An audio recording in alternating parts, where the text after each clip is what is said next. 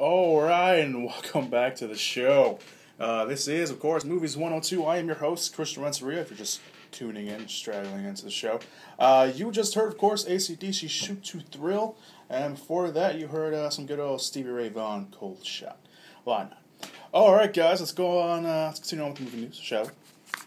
If you're just straggling in, what did we talk about before oh, wait, that's the wrong page. It doesn't matter. No, that news is important. No, I'm just kidding. No, let's continue on, though. I do want to continue on, just so I can fit everything in here. Alright. So, okay, this is actually a story that I wanted to talk about when it came out a few weeks ago, and I totally forgot about it. And a friend of mine brought it up when we were talking about stuff, and I remember, for some reason, it clicked in my head that I never talked about this on the show. So, I'm going to talk about it right now, because why not? Reports emerged at Cannes, the film festival over in France, that 58-year-old Jackie Chan is retiring from the action genre. He did an interview where he talked about it, but it turns out it wasn't true. While promoting his film Chinese Zodiac, which is his 100th film, which he also directed, he told The Telegraph, which is, of course, a website, or a newspaper, I forgot which one, that this is my last action film. I tell you, I'm not young anymore. I am really, really tired, and the world is too violent right now. It's a dilemma. I like action, but I don't like violence. Which, I mean, it's just true. I mean, you know, he's known for his martial arts movies, but his martial arts movies have never actually been violent. Like, they've been, like, he throws comedy in there, so they don't, you know, it's not like, you know, probably Expendables was violent. There, let's put something against it. But it wasn't quite correct. It seems the actor posted the following on his Facebook to clear things up. He said, I just want to let everyone know that I am not retiring from doing action movies. What I meant to say is that I needed to do less life-risking stunts on my movies. After all these years of doing so many stunts and breaking so many bones, I need to take better care of my body so I can keep working. Which is true. He is known for his death-defying stunts. He also said in the original Cannes interview that he wants to be the Asian Robert De Niro. I just don't want to be an action star. I want to be a true actor. I want to get rid of my image. I want the audience to know that I'm not only a comedian, I can act. Day by day, year by year, I'm going to show that I am the real Jackie Chan. Good for him. I mean, really. I mean, he is a little too old to be doing all the action, you know, the death-defying stunts that he always does. He is too old for that.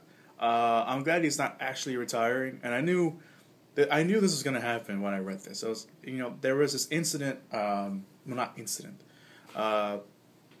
few years back, I think it was 2007, 2008, where, maybe even earlier, where Jet Li did the movie Fearless.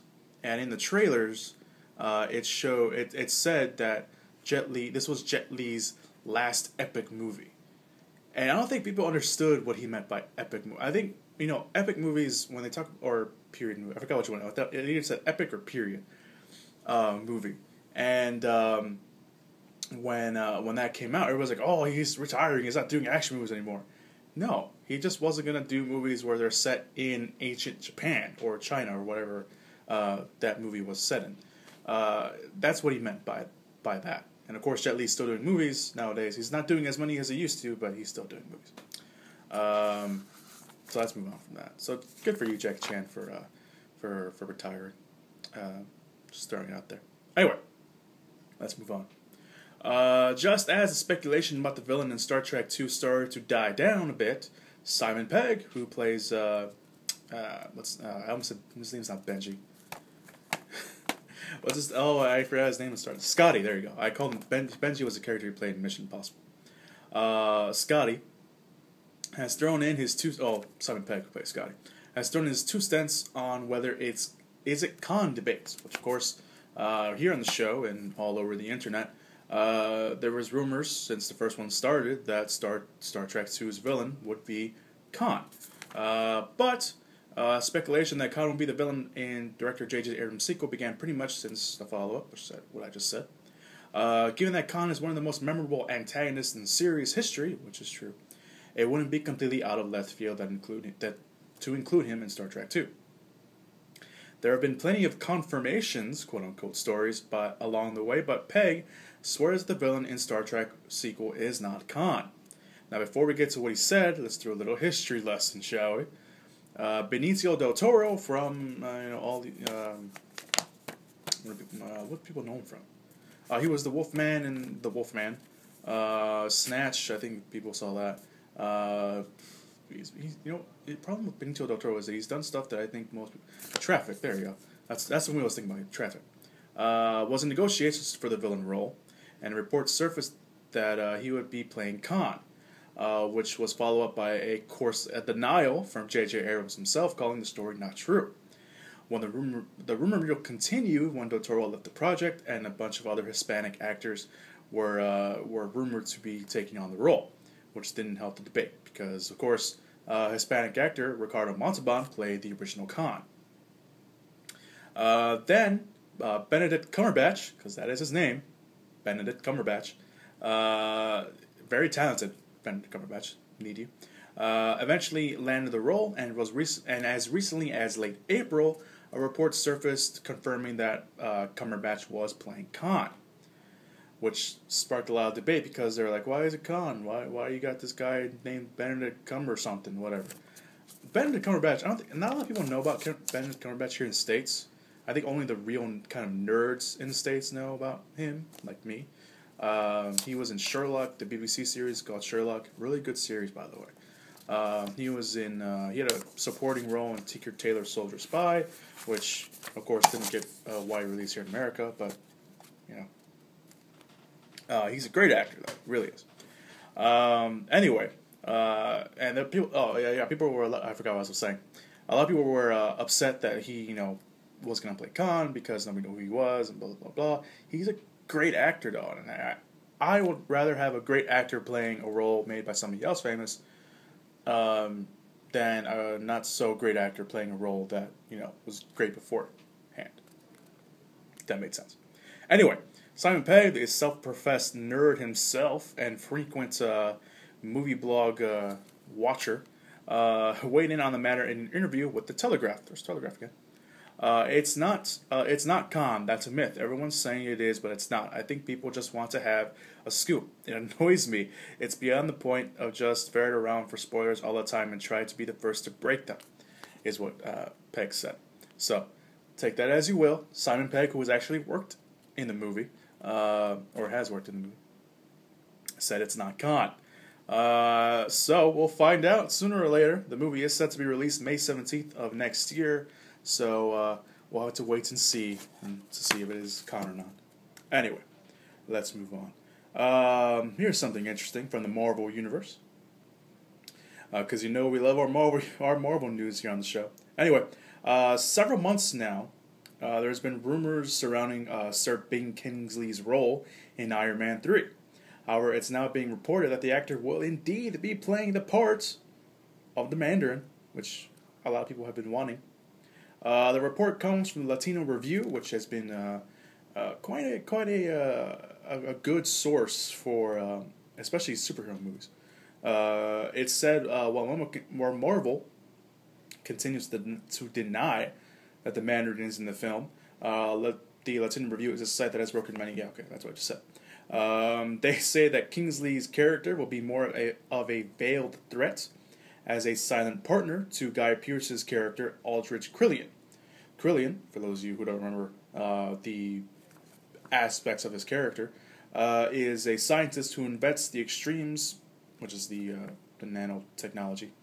And Latino Review says the character will be using it to build an army of superpowered individuals. Still no word yet on how many extreme soldiers we'll see, but sources speculate that the recently cast characters of Cold Blood and Firepower are somehow involved with the threat. Which, if you remember, Cold Blood and Firepower are two characters from the comics that are kind of part of a secret, secret project in the comics. So. Meanwhile, this also adds to the fire of speculation. There has been set pictures and also a article on superhero hype. Reports that the film will feature the red, white, and blue Iron Patriot armor. Sorry, it took me a while to kind of realize what I wrote. Armor from the comics. Although it is unclear exactly who will be donning that said suit, rumor has it that James Badge Dale is in the suit, playing his character of Coldblood. And if you remember if you're a comic book nerd and you remember the red, white, and blue Iron Patriot armor, you know who kind of took over that suit in the comics. And if you don't, then look it up, because it's actually really easy to find who played that character. Anyway, it should be interesting to see if that happens. The movie Iron Man 3 opens up May 3rd of next year, so we'll see if he really is playing, he being Ben Kingsley, playing the Mandarin. So yeah, I mean that's pretty cool. I saw the set picture of the red, white, and blue armor. It's an Iron Man suit that's actually like red, white, and blue, and there's like a star in the center of it. It's kind of interesting. It really looks interesting. It looks kind of cheesy, but I'm pretty sure they'll make it look interesting in the movie with CGI touch up and stuff. But the whole I gave my 2 cents on what I thought about Ben Kingsley playing the Mandarin. I think it's a good choice. They're obviously changing his roots of the character. He was originally a Japanese character, but a Chinese character, and they don't want to ruin the image of of China, because they are filming over there. So I'm guessing that's why they kind of hired an English actor to or a Brit, depending on how you want to look at it. So yeah, I mean, I gave my 2 cents about it. I think it's I think it's a pretty cool choice. I'm pretty sure the way they're doing it. I mean, they set up from the first one anyway. The 10 Rings is in the first movie. Sorry, in the first movie is kind of a terrorist organization, and it kind of leads back to what Kevin Feige said, a couple months ago, where he wants to, metaphorically put Tony Stark back in the cave from the first one. So I think it'll be interesting. I really do think it'll be interesting. So let us take another break, shall we? I think we should. So